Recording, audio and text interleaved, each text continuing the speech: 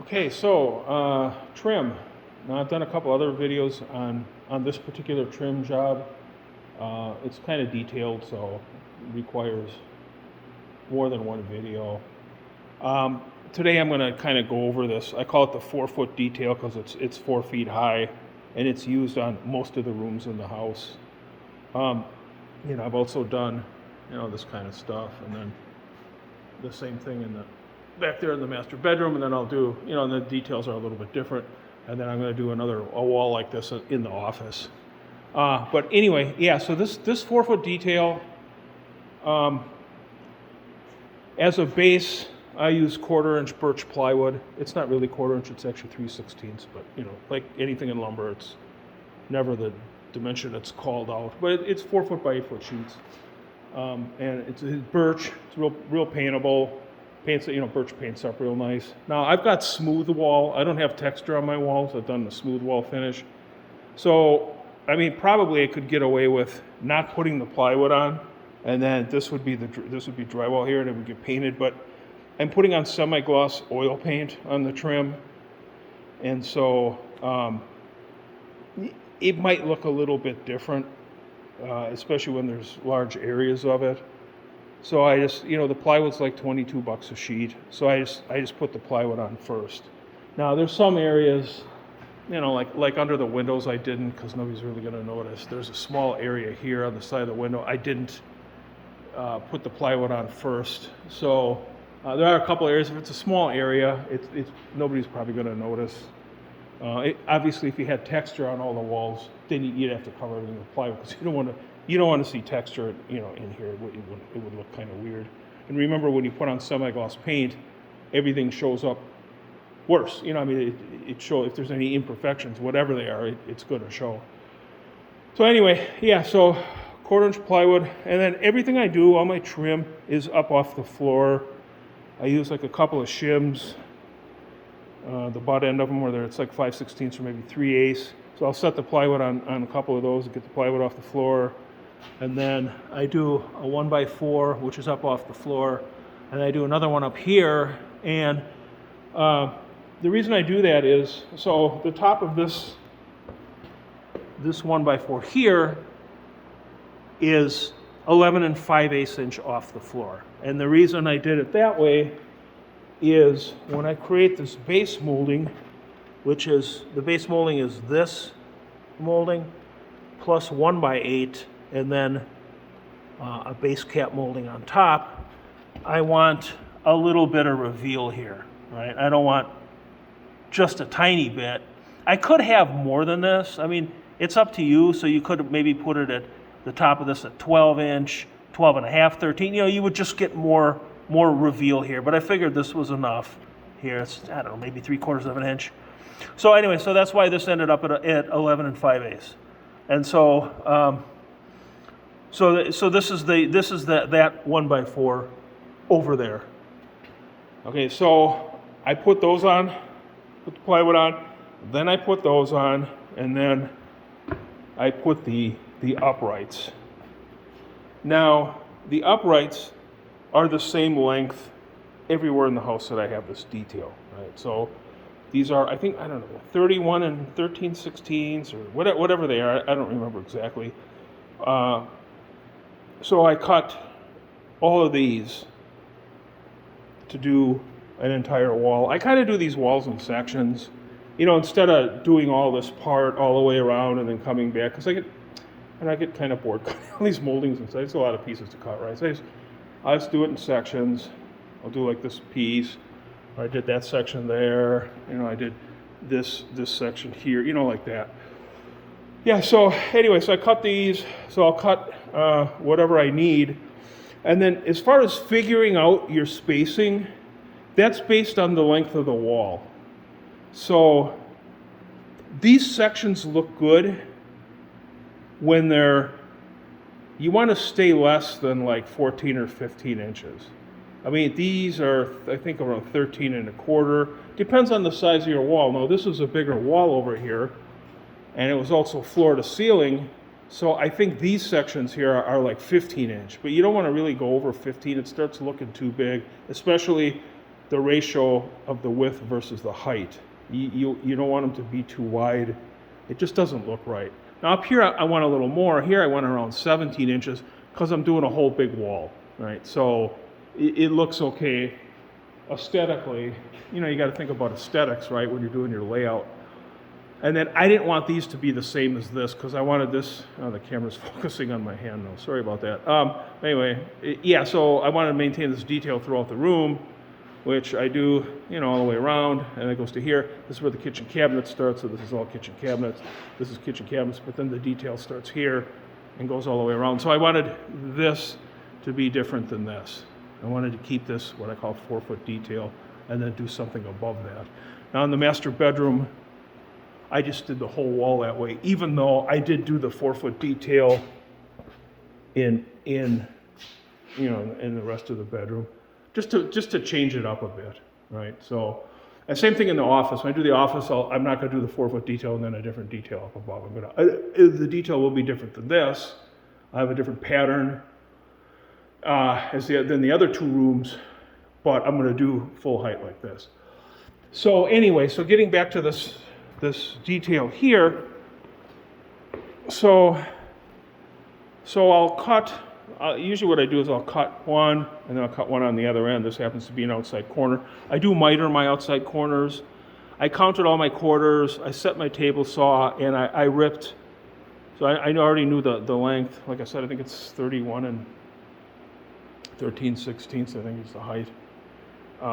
It's whatever you need to. This is 5-inch, so you need to come up to the top of the plywood, basically. So, but anyway, yeah. So then I made all these. So I set my table saw at 45 degrees. I took 1x4, and I just cut all my miters for the whole house. Well, however many corners I had, I counted all the quarters and just got that over with. Okay, so you don't have to miter. I just think it looks a little bit better, and then I pin nail them. I glue them and a little bit and pin nail them here. Anyway, yeah. So then I'll put on each end. And then I'll cut this piece, and what this is this is a 1x6 that's been ripped down to 5 inches. And the reason I rip it to 5 inches, to take that 1/2 inch off, because 1x6 is 5.5 inches, is so that I end up, after putting this detail on the top, I end up, from the bottom of that detail, there I end up 3.5 inches, which is the same as the 1x4, and that's why I do it. So by the time I put these moldings on here, I end up with my 3.5, and that's why this takes up basically 1.5 inches. So you got 5 inches from here down, and then you end up showing 3.5. Just looks right.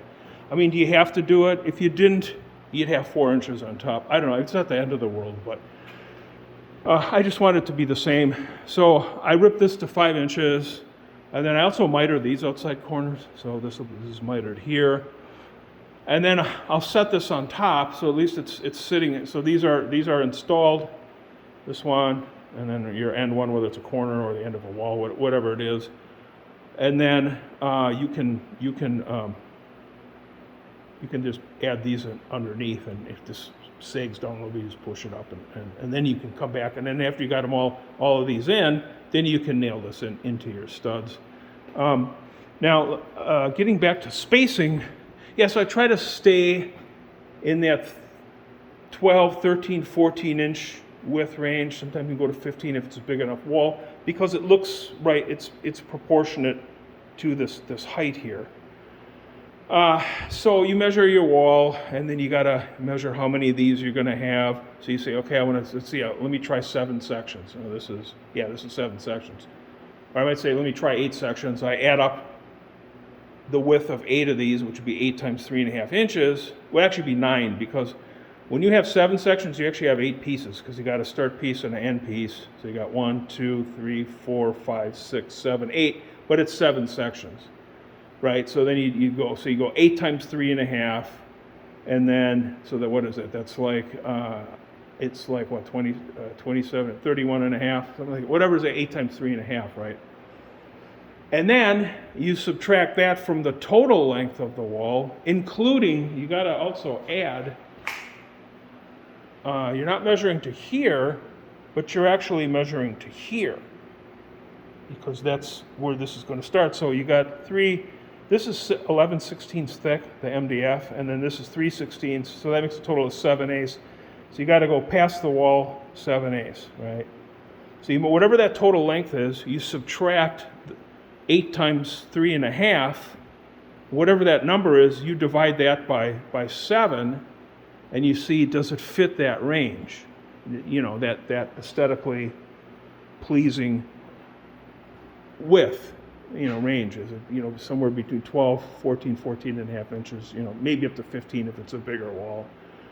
And if it's not, you know, if the sections are too small, I mean, you could have smaller, but it's just a lot more work, and it doesn't really improve the look if you start getting too small.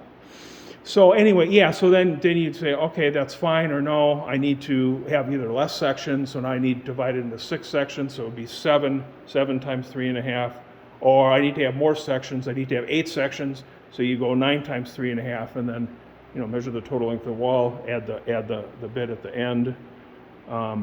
Or if you're measuring in an inside, where there's an inside corner, like here, you don't measure to here, you subtract the thickness of this, which is the 3/16 plywood plus 11, you would subtract 7/8, so your starting point would be from here for your 3.5, right? So instead of adding like you do when it's an outside corner, you would actually subtract. And then you would, you know, add up your pieces and then all your 3.5 inch widths, and then you see if you're in that range, and that's how I figure out how many sections I'm going to have. I try to stay within that range. I mean, if I would have had one more section, these would be too small. If I would have had one less section, these would be too big. I mean, you get into like 16 inches or whatever. It would look kind of funny, especially, you know, like I said, you'd be wide like these, but this is a big area, so it's a different setup. You know, these wouldn't look proportionate. These would be more closer to squares. Okay, they wouldn't be exactly squares, but they just wouldn't look right. So anyway, so that's kind of how I do that. It's kind of intuitive. You just got to kind of look at it. Like I said, you try to stay in that 12 to 14, 15 inch range. 13 is good. 13 to 14 is really good. You know, you can get in that range. And then this here, I ripped these to 2.5 inches. So all my horizontals are 2.5. I just think it looks a little better. So I take a 1x4. And then I rip it to 2.5 inches, and I did that. You know, I mean, over here too, these are 2.5. Just think it gives it a little bit better look than making it the same width as this. Again, it's all about aesthetics. It's the little things that make it come out right, so that when you look at it, you don't know why it looks good, but it looks good, or it looks better. And these are based on old, you know, this is an old style from the Victorian era and before. So, you know, back then, I mean, they were really into proportion and aesthetics and all that. You know, it's different than nowadays where you just put up anything, any kind of way, and people just accept it. But you know, if you go by the old school, how they did things old school, you know, 100 years ago or more, you know, when it comes to carpentry and styling and architecture, if you do what they do, you know, they had it all figured out at that time. We just kind of lost our way over the last, you know, basically since World War II. That's about when architecture started going into crapper. But anyway, yeah. So and then this height here. So the height of these is the same throughout the whole house. So and so is this. So this is like 6.5 inches, and then this is like, and I think it's 22 and 11/16. So I've got a pattern piece for this and a pattern piece for this, and I just use it over and over again, because when I'm cutting these, I don't want to measure each one. Now these will always vary depending on the wall you're doing. They're never going to be the same, but these are always the same. So I have a pattern piece.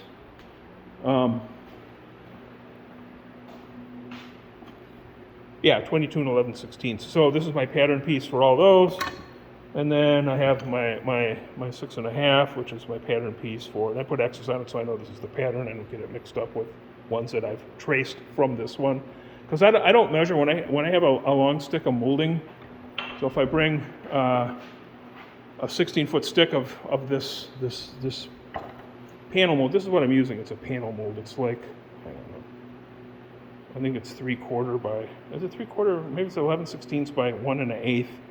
Anyway, that's what I've been using for that detail, right? So when I bring a 16-foot stick of this, instead of measuring, I'll just put this on it, and I'll line up the end, and then I'll mark down here on this end, on the back of the piece, and then I cut it, right? So, and then I don't, to save a little time, I turn the saw this way, so I put on a 45, and I don't like moving, going, okay, cut the angle on this side, and then just swing it back over here and cut. I just leave it here. So when I cut this piece, I cut this miter, right? And then when I go down here to cut the other end, I take the piece of molding, or it's, the 16-foot piece, or that's what it starts out at, and I simply turn it over this way, and I cut here. And you just got to make sure that you're kind of level this way. If you have a tip too much this way or this way, and that's just kind of done by eye, right? So you want to make sure you're kind of level. But anyway, it saves you swinging that saw blade back and forth. It's a lot of times more wear and tear on the saw, and it's just kind of a headache. So I'll cut that off, right? I'll cut it again. So my pencil line is here. I've traced this piece onto so I've made a pencil line here. I just cut it off that pencil line, right? And then, so now this piece is here. This is your long piece, right? So after I cut it, I flip it, I cut it again, right? Leave the saw blade in position, I flip it, cut it again to prepare this next end, then I slide it down, I take this one, I trace it, so all I'm doing is doing this and this, this and this. Now if you get into wider moldings, it gets a little trickier to kind of hold it level, but this isn't that wide, it just saves a lot of time because you're cutting a lot of pieces of this, right? And I make cut lists, so I have little pieces of scraps of wood where I'll make this isn't necessarily for these, but it's for something. And you can see 28.5 plus, meaning a little more than 28.5, 28 and 15, and I don't write the 16 of these 15/16 or 5/16. I just write the number, whatever it's 5/16, I write a 5 and a slash, and then I know that it's 16ths. But if it's a little more than that, I put a plus. If it's a little less, I put a minus. So I make these little cut lists, and they're all over the place. So I'll go and measure. So after I've installed all of these, then as I'm installing this one, I sit on a bucket because it's easier. So I install this one, and then I measure this, and I write the measurement down. I measure here, here, and here. Sorry, this is about the focus. To get also the measurements for these cross pieces of molding, right? So I do that with each one. So I'll make a measurement here. If it's the same, I don't write anything different. If it's different down here or different here, I'll scratch those measurements on the plywood behind the molding. And then I'll go to this section and I'll do that. And it wants to keep focusing on my finger. Let's see if it does it out here. Okay, now it's not. Anyway, yeah, so then I'll measure here, here, here. So I'll get the length of this piece. I'll also get the length of these pieces, right? So then I'll go through all the way to the end, and I've got measurements written on the plywood. I'll write it around this point. You generally write them so when you put the trim on, they're hidden, although they're going to get painted, but I just want to see stuff written all over the place, I guess. And then I'll cut all of these. So I'll cut all these pieces first. I'll rip them down to 2.5 inches. I'll go ahead and install all of these, and then I start making this cut list. And I'll transfer the measurements from here onto a piece of wood, kind of like I did here, right? So here's a scrap, is where I cut out the plywood for the outlet. And then I've got so this is 13. I know it's already 13, so I don't need to write that. It's 13.25. So like on this wall, I needed 6 pieces that were 13.25. I needed 4 pieces that were at 13 3/16, and like that. And so I make this entire cut list, and I go to the saw and start cutting. And it just kind of speeds up the process, because there's 8 pieces of molding to be cut for this, and then there's 7 sections, so 8 times 7, that's 56 pieces, and then you got a few more because you got to go around the outlet. So, it's a lot of pieces, time consuming. So you try to do things to speed it up as much as possible. So making these cut lists like this as you go, and making your measurements as you go and install this. And then the other thing too is when I install, I don't want a lot of nail holes because the painters don't like it. And they just charge more if there's nail holes everywhere. So I can actually get this on and get these on without any nails from the front. So when I install this, this isn't, the moldings aren't installed yet. So I toenail here, I toenail here. I do the same at the bottom. I use like inch and a quarter nails, brads. I got a small brad nailer, and then I'll put a couple of brad nails in here, on the edge of this 1x4 and into the plywood, and that holds it from moving in and out. And that's all you need. You don't need that much because everything's going to be caulked, so there's no reason to use a lot of nails, and now you don't have all these face nails. Here I do most of my nailing up here because that trim up here will cover it, but I do have to put in a few here, so there'll be a few nails showing here in this 5-inch board, but not many. And same thing when I put these on. I don't nail them to the front. I toenail them into these. I'll put in like 2 brads here, 2 brads here, 2 brads here, and 2 brads here. And then I'll also toenail a brad in through the edge and into the plywood so it's not loose in the middle. And then by the time you put all your trims on and then it's caulked and painted, it's not going anywhere, and you don't have all these nails showing. The other thing too is you're using a semi-gloss oil paint. I mean, they do fill the nail holes, but they could still show a little bit. This way you don't see anything. It just looks cleaner. My lower 1x4, I nail it down far enough so you won't see any nail heads on that little edge that's exposed. The nails are down on the piece farther, so the panel mold will cover it.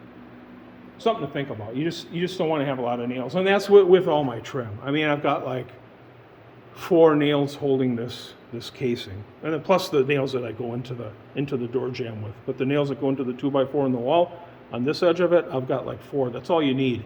I got like 3 nails holding this top piece on. That's all you need. You don't need a lot of nails because they're going to caulk all of this, and the caulk's going to help hold it on. So anyway, guys, I'm getting off on other things, but yeah, so that's how I do this 4-foot detail, and then I'll cut. And now this needs to be held up off the floor because it's a 1x8. I wanted to buy 1x10, but it's not available without custom ordering it. It's not custom made, but the supplier that I buy my trim materials from doesn't stock MDF 1x10. They have 1x12 and 1x8 and 1x6 and 1x4, 1x2. They don't carry 1x10, so they have to order from their supplier, and I just didn't want to wait. So what I did is I ordered 1x8, and then I cut these little blocks, and I can show you over here. So as you can see here, I didn't put the lower one on yet. I put the blocks under here, and then I set these blocks are like 2 1/8 or 2 1/4 tall, and they'll hold us up the height that I wanted here, so that when I put my base cap on, I end up with the correct amount of reveal here, which is about 3/4 of an inch or 7/8. Yeah, so here's the little blocks. I just cut some blocks, and then I nail them into the lower 1x4, and then this 1x8 sits on top of it. If I would use 1x10, I wouldn't need to cut these little blocks. But I actually saved a little money because this is cheaper, and it's all hidden when I put when I put this one on here. That'll hide all of that. So, I mean, that's how all this is done here, and you can see here too. This has already been done. So that's kind of the detail. That's how I do it. And then the upper part. So the upper part here is windowsill. So this is 5 1/4 inch windowsill that I ripped down to 2.5 inches. And then that piece that I ripped off, I'll use that other places. It won't go to waste. But anyway, yeah, so I needed something with a profile on the front. And so there was no other molding that really fit that would work for, so I have to buy windowsill and rip it down. It's not a big deal. Windowsill's not that expensive. And then underneath, is a stop mold. A stop mold is this molding here on the door frame that stops the door. So I buy some of that. And even that I have to rip down. I think that comes 1 3/8 inches wide. And then it's 7/16 inch tall. So 1 3/8 is just a little too wide. So I have to rip it down to, I think, like 1 1/16 so that I end up with a little bit of detail. I don't want the front of this. Oops, I'm getting focusing issues again. The same as this, right? It just wouldn't look as good. You want it to set back a little bit. So I ripped this to like 1 1/16. And then this is a panel, that's the same panel mold. And then I put that under here. And that's, again, like I said before, about the 5-inch. So this is sitting on top of this 5-inch, this piece here. And then these are applied underneath it. And then this is about 1.5 inches from here to here. So with that 5-inch, you end up with 3.5, which is the same width as this. I just think it looks better.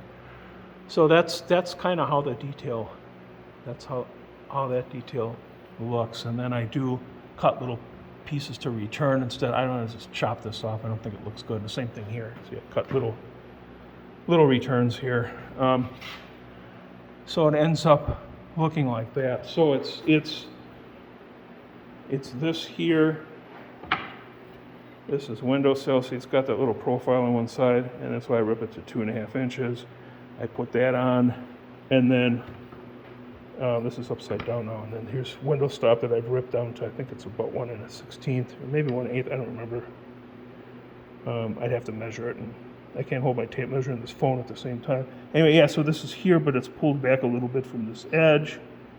And then there's this panel mold. Now this is, everything is upside down. And that sits on there like that. And then you end up, with the detail like that. So anyway, yeah, so that's what I kind of figured out, using stock moldings without having to, order a lot of custom molding. I mean, some of this house has custom molding, and this casing is custom. That's custom, that's not. But there are a few different profiles in here that are custom, but it's expensive, So if you can work with stock moldings and either build them up, like the way I make this base, it looks more substantial. This alone is a base molding. This is sold as a base molding. It's 4 1/4 by 1 1/16 thick. But to me, it's part of my base, right? And then after the flooring's installed, there will be a shoe molding. I buy 3/4 inch by 3/4 inch quarter round and use it as a shoe molding, which will, the floor, everything's up off the floor. You can slide all your flooring in underneath. You don't have to cut it around the molding. Saves a lot of time. Whether you're using luxury vinyl or hardwood flooring or carpeting. With carpeting, like in the bedrooms when I do carpeting, I leave everything up about 1/2 inch. Carpet guys like about 1/2 inch. You can tuck everything underneath, including the door jambs. Even the door jambs are up because they'll carpet, and the carpet will go under the door jambs a bit instead of trying to cut around the door jamb. Just gives you a cleaner job, easier for the carpet guys. But anyway, yeah. So this is a buildup here of 3 pieces of wood that makes a more substantial molding. And this detail only done in the rooms with the 12-foot ceilings. When I'm in the other rooms with the 10-foot ceilings, it's simply a 1x8 lifted up again about 1/4 inch off the ground with the panel mold on top. So it's not as substantial because the other way is it's a lot more time consuming, and by the time you put all the furniture in here, you're not going to see that much. It's like how much time you want to spend. You can go crazy if you want. I could just keep going, and I could be here for like 3 years putting trim, right? So you have to draw the line somewhere. So you have to make a decision on, okay, is this good enough? I just want a little more impact in these main rooms. There's 12-foot ceilings, so I did a more complicated build-up, it's not that much more complicated. It's really pretty much just adding this at the bottom, but it requires more work and more cost. So anyway, yeah, so that's kind of what I did. That's what I call my 4-foot detail. I mean, as you can see, sometimes you end up, having to do stuff like this. You got to rip the panel mold. You end up with all these little stuff over here. It's just the way it kind of works out. But it looks good. This will look a lot better when it's painted. Right now, it looks kind of weird because you got MDF, you got finger jointed, You got, you know, you got darker woods, lighter woods, you got birch plywood, you got all these different woods, so it looks kind of, you know, it doesn't look as good as it will when it's all painted with I'm going to do white, like an off-white, and then the walls will be whatever color I choose. Anyway, yeah, so that's it. That's kind of the detail. And the measurements. It gives you a rough idea. I mean, you can play around with your own measurements, but I've done this detail before, so it just seems to be aesthetically nice. If you got 10-foot ceilings, at least. I mean, if you don't, I'm not saying it would look bad, but maybe if you had 9-foot ceilings or certainly 8-foot ceilings. I've also done this detail at 42 inches. So instead of being 48 inches high, it's a total of 42 inches high. If you had 8-foot ceilings, maybe you could go 40 inches. Or I don't know. I never work with houses with 8-foot ceilings. I've never done this type of a detail in a house with less than 10-foot ceilings, because I use this when I was building higher-end houses. I use this detail. So you might squash it down. If you had 8-foot ceilings and you did a total height of 4 feet, it might look too high. I would think it wouldn't be right, because 8 foot is, it's basically the top of the door. These are 8-foot tall doors, so I don't know. I mean, it's up to you. You got to kind of play around with stuff. Anyway, I got to get to work, because now we're on 31 minutes. See, I get carried away when I start talking about all this carpentry stuff, because it's not complicated, but it's a lot to talk about. So anyway, that gives you a little idea of what I'm doing, or what you might be able to do, or maybe you can even change it from what I've done, make it your own way. But anyway, that's kind of the deal. And I need to get back to work. Check out my channel. I got all kinds of videos on trim and tile and all different stuff, framing, everything. So there's a couple houses where I did everything myself, so I just kind of recorded it. My videos are more about how to do stuff, not me actually doing stuff, like setting up the camera and then showing me installing trim. I mean, that's not going to help you much. I like to do something and then explain what I've done, why I did it that way, how I did it. All the things I just explained. That's kind of my way. There's no editing, no intro, no outro, none of that stuff. I'm just passing on 40 years of construction experience, just kind of my own way of doing it. So that's kind of it. So back to work.